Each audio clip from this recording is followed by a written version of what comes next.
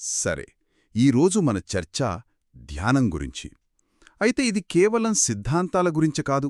నిజమైన అనుభవాల గురించి. అవును, ఆచరణలో ఎదురయ్యే సవాళ్లు, కొన్నిసార్లు చాలా వింతగా అనిపించే అనుభూతుల గురించి. మన దగ్గర కొందరు సాధకులు ఒక అనుభవజ్ఞుడైన భిక్షువుతో పంచుకున్న సంభాషణలున్నాయి. కరెక్ట్. ఈ చర్చ ద్వారా మనం అర్థం చేసుకోవాల్సిన విషయమేంటంటే, ధ్యానంలో వచ్చే అడ్డంకులు నిజానికి మనల్ని ఆపేవి కాదు. అవి మన పురోగతికి దారులు చూపే సోపానాలన్మాట. మనసు యొక్క సూక్ష్మమైన పనితీరును ఈ సంభాషణల ద్వారా విశ్లేషించే ప్రయత్నం చేద్దాం. సరే, మొదటి నివేదికతో మొదలుపెడదాం. ఒక సాధకురాలు తన నడక, కూర్చునే ధ్యానంలో కలిగిన అనుభవాలను చాలా వివరంగా పంచుకున్నారు. ఆవిడ మొదట నడక ధ్యానంలో చాపమీద నిలబడి తన బరువు 2 పాదాలపై ఎలా పడుతుందో గమనించారు. ఆ తర్వాత ఆ 3 దశలు: పాదాన్ని ఎత్తడం, ముందుకు కదిలించడం, కింద పెట్టడం, వీటిపై పూర్తి దృష్టి పెట్టారు. ఇక్కడ ఆమె పరిశీలన ఎంత సూక్ష్మంగా ఉందో మనం గమనించాలి. పాదాన్ని గాల్లోకి లేపినప్పుడు కింద ఉన్న చాప స్పర్శ పోవడం, తిరిగి రావటం. ఇలాంటి చిన్న చిన్న వివరాలు, అవును, ఇలాంటివి గమనించడం వల్ల మనసు యొక్క సున్నితత్వం, గ్రహణశక్తి పెరుగుతాయి కదా. ఖచ్చితంగా. ఇది మనసును పదును పెట్టే ఒక ప్రక్రియ అన్నమాట. ఆమె ఇంకా ఏం చెప్పారంటే, మంచి నడక ధ్యానం తర్వాత కూర్చునే ధ్యానం చాలా చురుకుగా, స్పష్టంగా ఉంటుందని. కూర్చున్నప్పుడు ముక్కు కింద శ్వాసను గమనిస్తుంటే మొదట్లో పొడవుగా ఉన్న శ్వాస క్రమంగా చాలా చిన్నగా, సూక్ష్మంగా మారిపోయిందట. కొన్నిసార్లు శ్వాస పూర్తిగా ఆగిపోయిందేమో అన్నంత నిశ్శబ్దంగా అనిపిస్తుంది. ఏకాగ్రత పెరుగే కొద్దీ ఇది చాలా సహజం. అయితే ఇక్కడే ఆమెకు కొన్ని వింత అనుభూతులు కూడా ఎదురయ్యాయి. అప్రయత్నంగా లాలాజలం మింగడం, తలపై వెంట్రుకలు నిక్కబొడుచుకున్నట్లు అనిపించడం, నుదుటి చుట్టూ ఎవరో ఒక పట్టీతో గట్టిగా బిగించినట్లు అసౌకర్యంగా అనిపించడం వంటివి. అవును, మనసు వాటిలో కూరుకుపోయి అసలు ధ్యానం నుండి పక్కకు వెళ్ళిపోదా? చాలా మంచి ప్రశ్న. ఇక్కడే అసలు రహస్యముంది. దీనిపై ఆ భిక్షువు ఏం సలహా ఇచ్చారు? ఆయన చెప్పిన విషయమేంటంటే, ఏ అనుభవం వచ్చినా, అది శబ్దం కావచ్చు, నొప్పి కావచ్చు, లేదా మీరు చెప్పినట్లు నుదుటిపై బిగుతైన పట్టీ కావచ్చు, దాని చుట్టూ మనసు అల్లే కథను వదిలేసి కేవలం ఆ అనుభూతిని లేదా వేదనను మాత్రమే గమనించాలి. అంటే ఆ ఫీలింగ్ను మాత్రమే చూడాలా? సరిగ్గా. పుట్టే ప్రతీదీ అశాశ్వతమని, దాని పుట్టుకను, దాని ముగింపును చూడటమే దుఃఖ నివారణకు మార్గమని బుద్ధుని బోధనల సారాంశం. ఒక అనుభూతి అంతమవ్వడాన్ని మనం గమనించినప్పుడు మనసు దాని గురించి కొత్త కథలు సృష్టించడం ఆపేస్తోంది. ఆ క్షణంలో మనసు స్వేచ్ఛగా ఉంటుంది. అంటే ఆ మొదటి సాధకురాలి అనుభవం మనసు యొక్క సూక్ష్మమైన కదలికల గురించైతే, కొన్నిసార్లు ధ్యానంలో అంతకంటే పెద్ద సవాళ్లు ఎదురవుతాయి. అవును, తీవ్రమైన శారీరక నొప్పి లాంటివి. అది ఒక చిన్న అసౌకర్యంలా కాకుండా ఒక అత్యవసర పరిస్థితిలా అనిపిస్తోంది. ఇంకో సాధకుడుకు సరిగ్గా ఇదే అనుభవం ఎదురైంది. అవును, ఆ సాధకుడు చెప్పిన ప్రకారం ధ్యానంలో కూర్చున్న కాసేపటికి తన శ్వాస అకస్మాత్తుగా ఆగిపోయిందట. ఎలా? లైట్ స్విచ్ ఆఫ్ చేసినట్లు అని వర్ణించారు.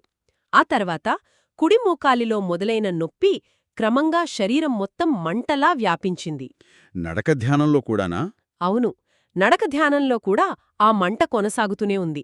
ఇలాంటి పరిస్థితిలో ఎవరైనా వెంటనే ధ్యానం ఆపేసి లేచిపోతారు. కాని ఇక్కడ ఆ భిక్షు చాలా ఆసక్తికరమైన ప్రశ్న అడిగారట. నిజమే. ఆయన ఆ సాధకుణ్ణి ఇలా అడిగారు: ఆ మంట నిన్ను పరధ్యానానికి గురిచేసిందా, లేక నీ స్మృతిని, అంటే నీ గమనించే శక్తిని మరింత పదును పెట్టిందా అని. దానికి ఆ సాధకుడేం చెప్పారు? అది నా స్మృతిని పదును పెట్టింది అని జవాబిచ్చాడు. ఇది చాలా కీలకమైన మలుపు. అంటే ఆ నొప్పి వల్ల అతని గమనం ఇంకా పెరిగిందన్నమాట. అవును, చాలామంది నొప్పిని ఒక శత్రువుగా, ఒక అడ్డంకిగా చూస్తారు. కాని ఇక్కడ ఆ నొప్పి సాధనకు ఒక పరికరంగా మారింది. అంటే ఆ భిక్షువు సలహా ఏంటి? ఆ మంటతోనే ధ్యానం కొనసాగించమని చెప్పడమా? ఇది చాలా విప్లవాత్మకమైన ఆలోచన కదా. ఖచ్చితంగా. అందుకే ఆ భిక్షువు ఇది మారువేషంలో వచ్చిన ఆశీర్వాదం, ధ్యానం ఆపవద్దు అని చెప్పారు. మారువేషంలో ఉన్న ఆశీర్వాదం. ఇక్కడ అసలు రహస్యమేంటంటే, మన లక్ష్యం నొప్పిని ఆపడం కాదు, నొప్పి చుట్టూ మనసు అల్లే కథను ఆపడం. ఓకే.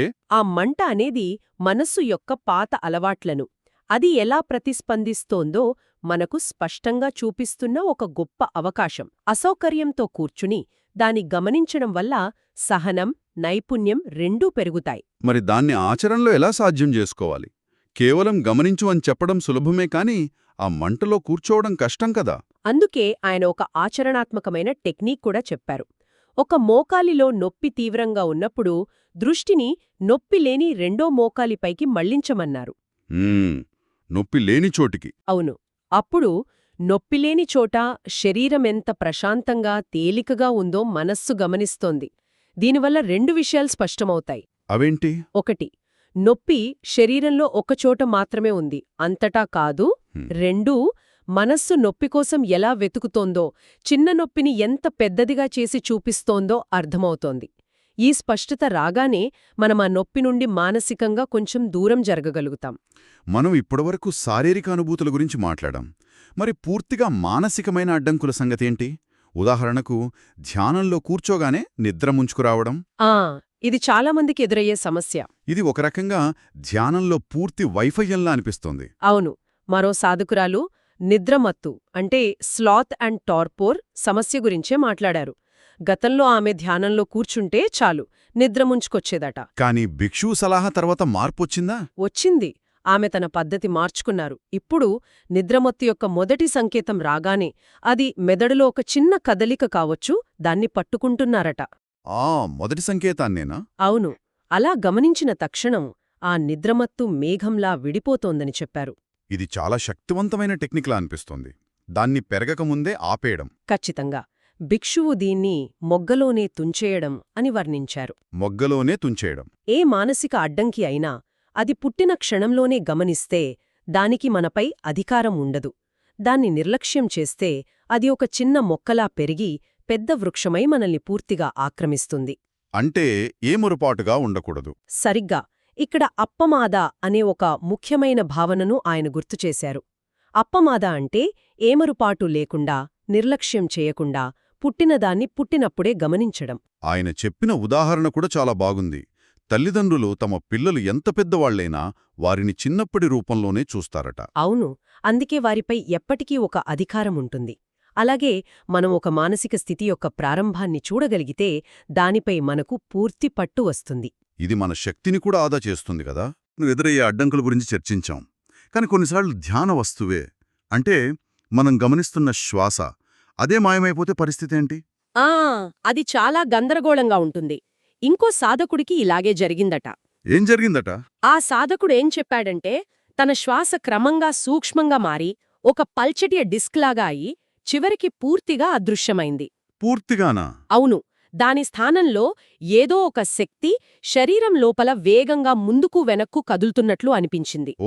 ఏకాగ్రత కొంచెం తగ్గగానే మళ్లీ సాధారణ శ్వాస వచ్చి మళ్లీ ఏకాగ్రత పెరగగానే అదృశ్యమవ్వడం. ఇదొక చక్రంలా జరుగుతుందని వివరించారు. మరి దీనికి భిక్షువేం చెప్పారు? శ్వాస పోతే దేన్ని గమనించాలి? ఇక్కడ భిక్షువు చాలా లోతైన సలహా ఇచ్చారు. ఆయన శ్వాస గురించి కాకుండా అక్కడ పునరావృతమవుతున్న నమూనా అంటే ప్యాటర్న్ మీద దృష్టి పెట్టమన్నారు. నమూనా మీద? అవును. అంటే శ్వాస మాయమవ్వడమనే ఒక్క సంఘటనను చూడటం కాదు, శ్వాస మాయమవ్వడం మళ్లీ తిరిగి రావడం అనే ఆ చక్రం కూడా కాలక్రమేణా సూక్ష్మంగా మారుతుందా అని గమనించమన్నారు. అంటే ఒకే ఫోటోను చూడటం కాకుండా మొత్తం సినిమాను చూడమంటున్నారన్నమాట. సరిగ్గా అదే. ఇక్కడ భిక్షువు అనుపස්සన అనే ఒక ముఖ్యమైన పదాన్ని వాడారు. దాని అర్థం పదే పదే గమనించడం. అనుపස්සన అంటే ఒక సంఘటనను ఒక్కసారి చూసి అభిప్రాయానికి రావడం కాదు, దాన్ని ఒక సినిమా రీల్లా చాలాసార్లు జరగనివ్వాలి. అలా పదే పదే చూడటం వల్ల పైకి కనిపించే కథ వెనుక ఉన్న అసలు నమూనా అంటే అనిత్యత అనే స్వభావం బయటపడుతుంది. దాన్నే విపసన అంటారా? అవును. దాన్నే లోతైన అంతర్దృష్టి అంటారు. మొదటిసారి శ్వాస అదృశ్యమైన వెంటనే ఒక నిర్ణయానికి రావడం అపరిపక్వతకు నిదర్శనమని ఆయన స్పష్టం చేశారు. ఇది మనల్ని చివరి, బహుశా అత్యంత సూక్ష్మమైన ప్రశ్నకు తీసుకొస్తుంది. అసలు మంచి ధ్యానం అంటే ఏమిటి? చాలామంది ప్రశాంతంగా ఏకాగ్రతతో కూర్చుంటే అది మంచి ధ్యానమని, మనసు చెదిరిపోతే అది చెడ్డ ధ్యానమని అనుకుంటారు. ఒక సాధకుడికి ఇలాంటి సందేహమే వచ్చింది. అవును.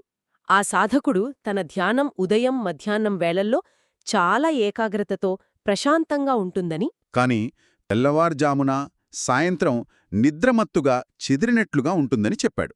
అందుకే ఆ మంచి అనుభూతిని పొందడానికి తన నిద్ర సమయాన్ని కూడా మార్చుకోవడానికి సిద్ధపడ్డాడు. ఆయన ప్రశ్న ఏంటంటే, నిద్రమత్తుతో పోరాడుతూ ధ్యానం చేయడం మంచిదా, లేక ఎక్కువసేపు నిద్రపోయి ఏకాగ్రతతో ధ్యానం చేయడం మంచిదా అని. ఇది చాలామందికి వచ్చే సందేహమే.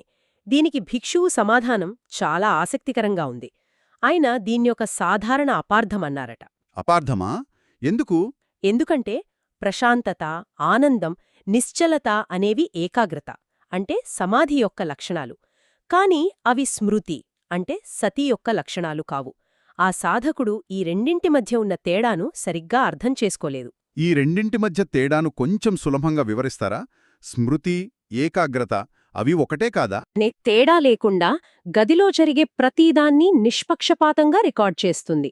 అదే ఏకాగ్రత అనేది ఆ కెమెరా యొక్క జూమ్ లెన్స్ లాంటిది. Zoom lens. అవును, అది ఒకే వస్తువుపై దృష్టి పెడుతుంది. జూమ్ చేసి చూస్తున్నప్పుడు అన్ని స్పష్టంగా, స్థిరంగా కనిపిస్తాయి. అది చాలా ఆనందంగా అనిపిస్తుంది. అంటేనే ఆ సాధకుడు జూమ్ లెన్స్ వాడటాన్ని ఇష్టపడుతున్నాడు, కానీ సెక్యూరిటీ కెమెరా యొక్క అసలు పని నిష్పక్షపాతంగా గమనించడమేనని మర్చిపోతున్నాడనమాట. ఖచ్చితంగా. అతను ఏకాగ్రత అనే సుఖాన్ని ప్రేమిస్తున్నాడు, పరధ్యానం అనే దుఃఖాన్ని ద్వేషిస్తున్నాడు. అందుకే టైం టేబుల్ మార్చి సుఖాన్ని పట్టుకోవాలని చూస్తున్నాడు. మరి భిక్షువు ఇచ్చిన సలహా ఏంటి? ఆయన ఇచ్చిన సలహా చాలా లోతైనది. నువ్వు మార్చాల్సింది నీ టైం టేబుల్ను కాదు, నీ దృక్పథాన్ని. దృక్పథాన్ని మార్చడమా? అవును, మంచి స్మృతి, చెడ్డ స్మృతి అని లేబుల్స్ వేయడం మానేసి ఏకాగ్రతతో ఉన్న స్థితి, చెదిరిపోయిన స్థితి రెండింటినీ సమానమైన శ్రద్ధతో నిష్పక్షపాతంగా గమనించడం నేర్చుకోవాలి. అప్పుడే నిజమైన పురోగతి సాధ్యమవుతుంది. ఈ అనుభవాలన్నింటినీ కలిపి చూస్తే మనకొక విషయం స్పష్టమవుతోంది. ఏంటది? ధ్యాన ప్రయాణమంటే ఏదో ఒక పరిపూర్ణమైన, ఆనందకరమైన స్థితిని సాధించడం కాదు. అది పరిశీలన యొక్క నాణ్యతను, మనసు యొక్క స్పష్టతను మెరుగుపరుచుకోవడం. అవును. నొప్పి, నిద్ర, శ్వాస అదృశ్యం కావడం వంటి అనుభవాలన్నీ గమ్యాన్ని చేరుకుండా ఆపే అడ్డంకులు కావు. అవే అసలైన పాఠాలు. సరిగ్గా చెప్పారు. ముగింపుగా ఒక ఆలోచన.